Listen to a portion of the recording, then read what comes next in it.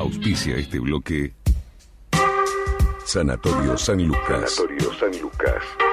60 años junto a la comunidad.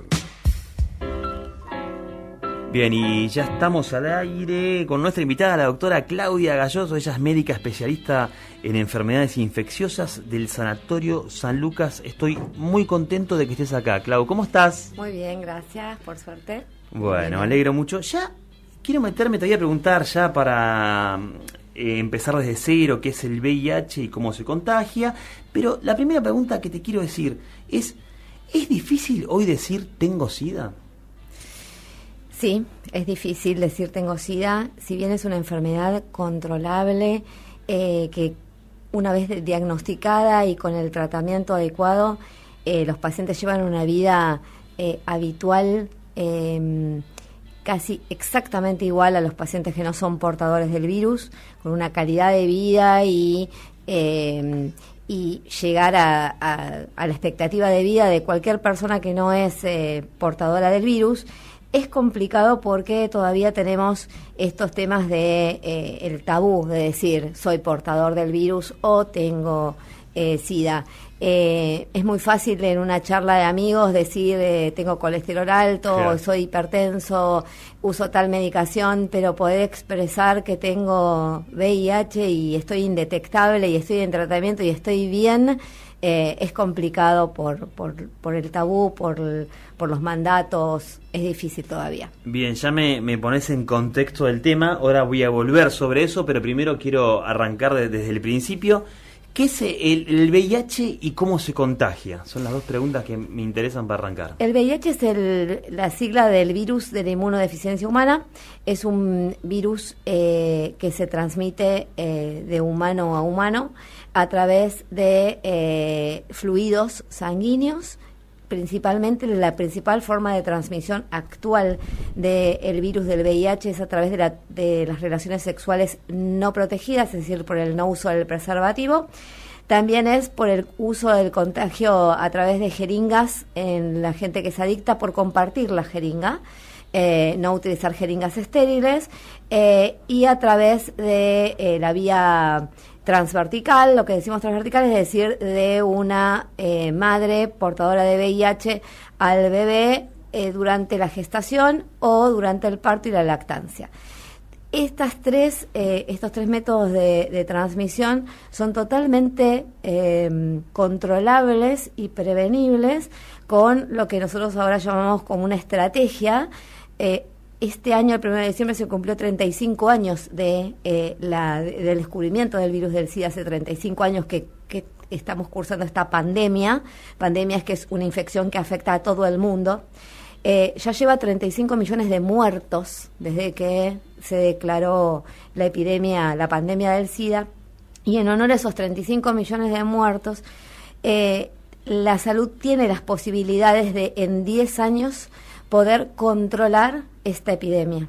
¿Cómo? Se basa en algo que se llama 90-90-90, esa es la estrategia, se llama así, 90-90-90, y el objetivo sería poder tener detectados el 90% de las personas que son portadoras del virus. Más o menos nosotros pensamos que existe en Argentina alguna cifra parecida a la que vos dijiste. Sí. Exactamente son 139.000 los portadores de VIH en Argentina, con las estadísticas últimas del último año. Si nosotros tuviéramos detectado el 90% de los pacientes que son portadores del virus y no lo saben, de esos todos detectados que sabemos que son VIH, de esa población, el 90% tenerlos con tratamiento y llevarlos a la indetectabilidad. Sabemos en el mundo que haciendo eso a nivel local, regional, país y mundo, vamos a poder tener controlada la pandemia y no transmitir más virus. O sea, ¿pero qué? ¿La cortás? Exactamente. ¿Hablando en criollo? Hablando en criollo es cortar la transmisión viral. Es decir, si yo sé todas las personas que tienen el virus, sí, los tengo detectados, sí, les doy tratamiento a todos, sí, los pongo indetectables a, sí, todos, no hay forma de transmitir el virus.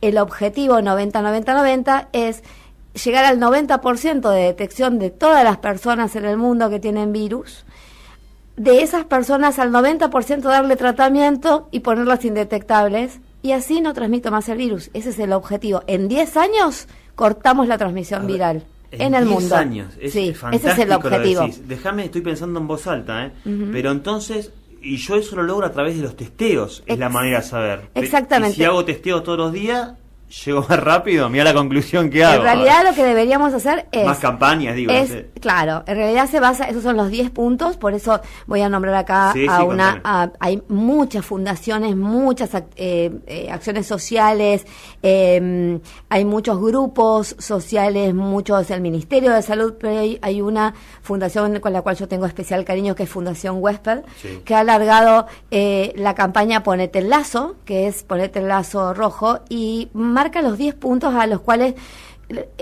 vamos todos los objetivos de la Organización Mundial de la Salud y de ONU-SIDA, que es lograr esto, el 90-90-90, tener el 90% de personas detectadas, a las personas detectadas darles el tratamiento y ponerlas indetectables. Porque sabemos que, esta es otra sigla que es muy linda, I es igual a I, significa indetectable, es igual a intransmisible. A una persona indetectable no transmite el virus por vía sexual. Indetectable, perdóname, ¿qué es indetectable? Indetectable significa que vos tenés con el tratamiento el virus totalmente suprimido en sangre, no tenés replicación viral, no hay virus en sangre, por lo tanto no transmitís, no contagiás el virus a través de las relaciones sexuales. Esto quiero aclararlo, que es solo para la relación sexual, no es para la transmisión vertical, es decir, en la transmisión dentro del útero, ahí sí no se aplicaría esta estrategia, ni la transmisión de sangre. Pero uno diría entonces, Claudia, vos me decís que si yo estoy indetectable, tengo el virus pero estoy indetectable, durante 6 meses estoy indetectable, carga viral negativa, indetectable. ¿Yo mantengo relaciones sexuales sin preservativo, no contagio? Sí, te digo que sí. Ahora, ¿tengo que hacer eso? No. Tengo que seguir utilizando preservativos porque uno no transmite el virus del VIH, pero se puede contagiar otras infecciones de transmisión sexual, como son la gonorrea y la sífilis. Para tener una idea, cada vez que detectamos un virus, un paciente con portador de VIH, hay 6 diagnósticos de sífilis, así que fíjense qué importante que es el problema de la sífilis, así que por lo tanto, si bien nosotros abogamos mucho al I igual I, que es en sí en castellano, en inglés es U equal U, que significa lo mismo, indetectable igual intransmisible, seguimos abogando por la utilización del preservativo para evitar las otras ITS y las enfermedades virales, hepatitis C, hepatitis B y las otras ETS.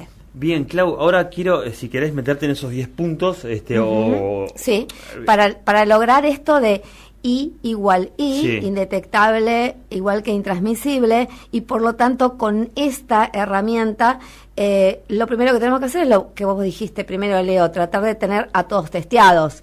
Vos en un momento dijiste, yo me testeo todos los días. No es necesario testearse todos los días, es testearse por lo menos... Yo digo, salir todos los días con campañas, hacer testeos para llegar más rápido. Ese es el punto 3 o 4.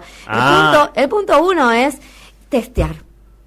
Por lo tanto, en el punto 7 de esta proclama está que se empodera la sociedad. Por ejemplo, esta radio pasa a ser como, este momento pasa a ser como el punto 7 de este legado, en el cual socialmente imponemos y decimos, hay que testear.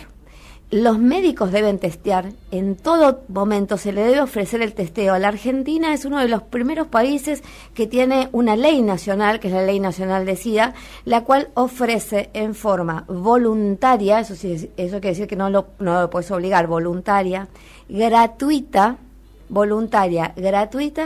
y totalmente... cerrada la información, ¿sí? No violable esa información, para el testeo de las personas, en forma gratuita, voluntaria y con total reserva. En cualquier centro de salud hay testeos que son en laboratorios, otros que son test rápidos, como si fuese una tirita que te pinchan como cuando se mide el azúcar. Son gratuitos, en la ciudad de Buenos Aires, por supuesto que hay muchísimo. Lo que hay que hacer es la igualdad de esto, es decir, que este testeo se pueda hacer igual en Buenos Aires o acá en San Isidro y en La Quiaca, en La Pampa, en Santa Cruz, en todos lados. La ley existe, los recursos existen, por lo tanto debemos sentarnos los médicos para que tenemos el poder de testear, hacerlo cumplir, las obras sociales prepagas, el Estado, para que los recursos puedan ser distribuidos en forma equitativamente y que esto se logre y llegue a todos por igualdad, porque la ley es un derecho y es necesario que llegue a todos. A todos. Las posibilidades están. Ahora, yo desde el lado de afuera, lo que veo, Clau, es que llega el Día Mundial y es como que ahí se pone énfasis en los testeos, pero después durante el año no escucho. A ver, me pasa eso de afuera, por ahí me equivoco, por ahí se hace mucho, no. Pero yo veo eso, nos ponemos y estamos todos, se ponen la cintita, bla, bla, bla, pum, murió el nene. La realidad es eso, por lo menos tenemos un día donde podemos dar, pero la realidad es que todos los días deberíamos nosotros poder empoderar esto y hacer, creo que desde el rol del médico, desde la salud, es que uno tiene un dato que es muy contundente. Uno cuando hace diagnóstico de VIH, y yo entrego el diagnóstico y le digo, mira, bueno, tenés la serología positiva y lo corroboré y sí, sos portador del virus del VIH, y le pregunto, en este año, ¿cuántas veces te hiciste sangre o fuiste a un centro de salud o estuviste en contacto con un médico? Y la media es entre 3 y 7 veces. Es decir, que hubo 3 a 7 veces oportunidades perdidas de poder hacerle diagnóstico a esa persona. Yo ahora quisiera que por ahí los que nos están escuchando cierren los ojos y piensen cuántas veces se hicieron el test, cuántas veces le ofrecieron el test. Por lo tanto, no solo esperar que te ofrezcan el test, pedir el test, reclamarlo, porque a ver, sexualmente activos en Argentina existe aproximadamente unos 35 millones de personas sexualmente activas. Por lo tanto, si sos sexualmente activos, podés tener la posibilidad de haber estado en una situación de riesgo. Acá hago un paréntesis porque después quiero hablar de esto, porque digo situación de riesgo. Y te hiciste un test, no te hiciste un test, sabes si sos VIH portador del virus o no portador del virus. Entonces, uno lo debe exigir, ¿sí? Lo debe pedir, porque es parte de la salud, así como me hago la glucemia y quiero ver el colesterol, y hasta 2 veces por año vienen a pedirme los pacientes cómo está mi colesterol. Bueno, saber si sos VIH o no. Y esto de situación de riesgo lo quiero aclarar porque quiero sacar un estigma, una palabra que hay desde los 90, que es los grupos de riesgo. Nosotros no hablamos más de grupos de riesgo, no existen grupos de riesgo, existen situaciones de riesgo, ¿sí? Y creo que muchos hemos estado expuestos a alguna situación de riesgo. No utilizar el preservativo en algún momento, sexo ocasional sin preservativo o no colocándonos el preservativo con un sexo ocasional. Y no está mal el sexo ocasional, ni el tipo de sexo, ni la identidad sexual. Es decir, todo eso hay que dejarlo de lado. Lo importante es el no uso o uso de preservativo y testearnos. Bien. Ahí te iba a preguntar con respecto a los grupos más vulnerables, que tampoco mucho no se habla, que hablamos de transexuales, homosexuales, ellos es como un grupo que es el más vulnerable, ¿no? Ahí estás usando muy bien la palabra, porque la palabra tiene mucho poder, y a veces la palabra hay que saber usarla. Había un gran pensador que decía que si no tenés algo bueno para decir, no rompas el silencio. Entonces, por lo tanto, usar bien las palabras, eso de no usar grupos de riesgo y usar situaciones vulnerables. Sí, tenemos por ahí sectores o poblaciones que son vulnerables. Yo creo que lo más vulnerable es el que no tiene el acceso, el que no puede cumplir el derecho de poder hacerse, el que no tiene, la población que no tiene acceso al test del VIH es vulnerable. El trabajador sexual que no tiene acceso al test es vulnerable. La persona que tuvo una situación de riesgo porque tiene parejas sexuales no ocasionales y no tiene forma o no tuvo la posibilidad de utilizar el preservativo, es una población vulnerable. La población transgénero es una población vulnerable. Así que en eso es donde más hay que trabajar con ellos, con estas sociedades, como para que todos seamos tengamos los mismos derechos, ¿sí? No hay que decir, sexualmente activo, Sí. tenés el derecho a el cuidado de la salud. Y un punto importante decime. es la ley de educación sexual integral. Dentro de la educación sexual integral, desde el jardín de infantes, que está armada para ese nivel de comprensión, ¿sí? Desde ahí la educación sexual, desde en la escuela, en la universidad, entrar con este tema, y ahí está la ley, ahí tenemos una gran herramienta.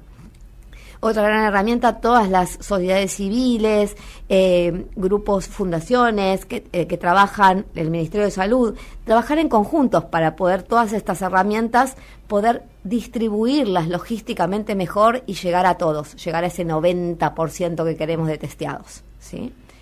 Que los recursos lleguen. Sí. Y los medios de comunicación, comunicar para que la gente, cuando vos la comunicás, y por los medios y las redes sociales, la radio, llega, y dice, y sí, a mí me llega, y bueno, yo voy y lo exijo, digo, che, ¿sabes qué? Escuché, quisiera testearme. Y ahí ya cambiamos el día, cambiamos la historia. No, o sea, que no es algo imposible, es No. una cuestión de, no sé si organizarse la palabra, entre diferentes actores. Es hacerlo. Hacerlo, ¿no? Es hacerlo, porque está demostrado, esto no es que se nos ocurre a nosotros y es una idea y es una utopía. No. Está demostrado que si todos hacemos esto, la Organización Mundial de Salud y ONU-SIDA ha demostrado que logrando el 90-90-90, si lo articulamos bien entre todos, en 10 años tenemos la epidemia controlada. No la tenemos curada, la tenemos controlada. Controlada. ¿Es verdad que la mujer es más vulnerable a adquirir el virus? En determinadas situaciones, sí, porque la mujer es más vulnerable. Si bien cambiamos la historia estos últimos años, estamos un poquito mejor que en otros momentos. Claramente yo creo que es una población vulnerable, porque la mujer siempre está como más indefensa ante la situación de, por ejemplo, estoy parada ante una relación sexual y no hay un preservativo.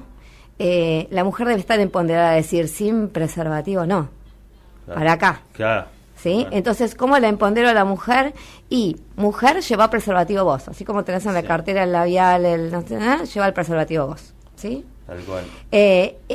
Después está, sí, claramente. ¿Cómo se demuestra esto en cifras? Para que la gente entienda, el 51% de los testeados nuevos este año, que fueron más o menos 5.500 los testeados este año, casos nuevos, 51% son mujeres. Mira vos, ahí ya te dice todo. Y la otra población que está siendo como muy detectada son los jóvenes. Los jóvenes, ¿sí? ¿Y eso qué es? No educación. La educación. Es un círculo que Es va... un círculo que todo cierra en la ley de educación Tremendo. sexual integral. Es un derecho Sí, poder tal cual, saber. tal No, cual. quitarle a la gente el poder saber, después uno puede elegir, ¿sí? Pero hacer o no hacer, usar o no usar, ponerse en el riesgo o no. Yo te quería preguntar, a mí me gusta muchísimo la música, el rock. Yo hoy estaba leyendo, justo leí una nota de Marcelo Moura, que hay un grupo de rock, no sé si te gusta el rock, que se llamó Virus, de los 80. Marcelo Moura, bueno, el que se murió es el cantante Federico Moura, y justo le veía al hermano una frase hace muy poquito, a Marcelo Moura, que era el tecladista de la banda. Siguen tocando ahora, está cantando él, y me mata, dice, mi hermano, bueno, murió de SIDA, tenía SIDA y el médico no quería darle la mano. O sea, encima 80, él muere en el 88, 37 años. Ese mismo año moría Miguel Abuelo, Abuelos de la Nada, una banda que me encanta, 42 años, bueno, Freddie Mercury, 45 años en 1991, digo, ¿en qué momento la enfermedad comienza a ser tratable? O sea, ¿por qué se murió esta gente? Te lo pregunto así en criolla para entender. En ese momento, la época de Miguel Abuelo, que bueno, y la época de Moura, eran los primeros casos de detección del virus y no existía medicación antirretroviral. Por lo tanto, no había forma de tratamiento del virus, de controlar el virus. Así que seguía la evolución de la enfermedad. El virus, para que la gente comprenda, es un virus que lo que hace es ingresa en los glóbulos blancos, que son nuestras defensas, en un tipo de glóbulo blanco de nuestras defensas que son los linfocitos CD4, que por eso siempre el paciente que tiene VIH dice CD4 alto, virus indetectable, ese es el objetivo. Y usa la maquinaria de este linfocito, de este glóbulo blanco CD4, para reproducirse. Una vez que se reproduce, rompe el CD4 y a medida que va avanzando la enfermedad y uno no controla, no lo para el virus, van bajando las defensas y por lo tanto se van generando lo que se llama la enfermedad, el SIDA. Se generan enfermedades de infecciones oportunistas, que es lo que terminan con el paciente. Por ejemplo, Miguel Agüero falleció de una neumonía por neumocistis, Moura exactamente lo mismo, Freddie Mercury algo parecido, Peña fue otro que falleció ya en la época de tratamiento antirretroviral. Y lo que hace la bisagra es la generación de la medicación antirretroviral, del famoso cóctel que se llamaba en esa época, que es el tratamiento antirretroviral. En eso la ciencia ha trabajado muchísimo, se ha invertido muchísimo, se han generado nuevos tratamientos y familias de antirretrovirales que son mucho más fáciles de tomar ahora. Existen 1 o 2 pastillas por día para tomar, simples, con escasos efectos adversos que llevan a la detectabilidad. Lamentablemente estos héroes de la Argentina, de la música, pero de la Argentina porque su poesía era poesía, estos héroes lamentablemente se contagiaron del virus en la época pre-HAART, pre-tratamiento antirretroviral, porque si no estarían cantando acá. ¿Y la bisagra fue año aprox? Y más o menos en el 99, 2000 es donde empieza a generarse el HAART con potencia, en 1998 con potencia. El primer tratamiento fue la ZT, que todos lo ven en las películas. Si bien Hollywood a mí mucho, me parece que no nos ayudó mucho con el virus, porque todo este dramatismo y toda esta cosa de estas películas, el paciente cuando uno le entrega el resultado de VIH le aparece en la cabeza estas películas de Hollywood con la mancha rosa, que me muero, salgo y me muero, y no es así, no pasa eso, claramente no. Vos empezás a tomar el tratamiento, te controlás, te pones indetectable y hasta te olvidas. Ahí es la época que empieza la ZT, que era una sola droga. Después nos dimos cuenta, o la ciencia se dio cuenta, que se tenía que hacer triple tratamiento o varias drogas que atacaran al virus en tres puntos donde el virus ingresa en la célula, y ahí es donde se forma el famoso cóctel. Y bueno, en este caso la ciencia también en este punto también la ciencia hizo un quiebre, porque nosotros, para sacar las drogas al uso humano, tienen que pasar 4 fases de investigación, medidas muy rigurosas para ver que no tengan efectos adversos, y en este momento la epidemia era tan grave, se moría tanta gente, que las drogas salían en fase 3, ni siquiera en fase 4, se aprobaban en fase 3, porque si no, realmente a mí me pasó, la gente se nos moría en la cara. Y entonces utilizábamos estas drogas y vimos que daban resultado, y hubo mucho apoyo, muchas fundaciones donde mucha gente puso dinero, porque se necesita dinero para investigar, y ahí es donde hizo el gran quiebre, el HAART. Por eso casi todos nuestros trabajos eran pre-HAART, que es tratamiento antirretroviral de alta eficacia, post-HAART.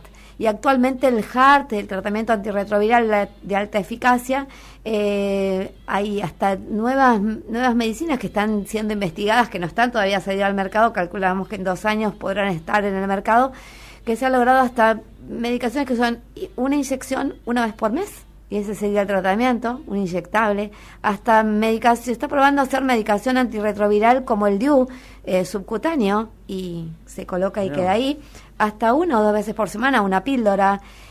Así que hemos avanzado muchísimo. Es verdad que hemos avanzado muchísimo, no quiero que de esta charla quede como que está todo mal. Hemos avanzado muchísimo, pero nos falta mucho. Nos falta juntarnos, como explicaba recién el doctor, Sebastián. Juntarnos y todos los recursos, armarlos ponernos todos de acuerdo y ir todos en el mismo camino y que nos llegue a todos. Impecable, impecable. Bueno, lamentablemente ya nos queda poco tiempo. Clau, ¿por qué no te gusta decir, porque yo he visto que en muchos lugares lo han publicado así, Día de la lucha contra el SIDA? Porque estamos tratando de aceptar a esta enfermedad como cualquier otra enfermedad. Y si uno pone la palabra lucha, es como si fuese una guerra, es como si fuese un enemigo. Y en verdad no nos parece que es por ese lado que va nuestro colectivo. Para nosotros el día es el Día Mundial del SIDA. Es el 1 de diciembre porque es el día que se descubre el virus. Y hace 35 años pasa esto. Y entonces usar la palabra lucha es usar una palabra fuerte, una palabra de guerra, una palabra de como combativa. Y no es la idea. La idea es amigarnos con esto, hacer que nosotros el día del autismo no es de la lucha contra el autismo, es el día del autismo. Y así como la gente autista, no te digo que lo celebra, sería que se menciona ese día para hacerlo visible ese día, pero no es una lucha, es un trabajo diario, es un estilo de vida para lograr el 90-90-90. Bien. Me encantó que hayas venido, explicás las cosas de una manera, haces lo complejo sencillo, y eso me encanta. Creo que es el camino para empezar a comunicar también a que el mensaje llegue a la comunidad. ¿Cómo la pasaste? Yo la pasé genial, y wow con lo que me acabas de decir, así que nada, feliz, y yo con tal de que se pueda entender y se pueda transmitir, y la igualdad, es decir, me parece que saber es tener un poder grande. Después uno con lo que sabe decide, eso es libertad, pero no se puede negar la sabiduría, y menos en esta época de las redes. Uno tiene que saber, después uno decide.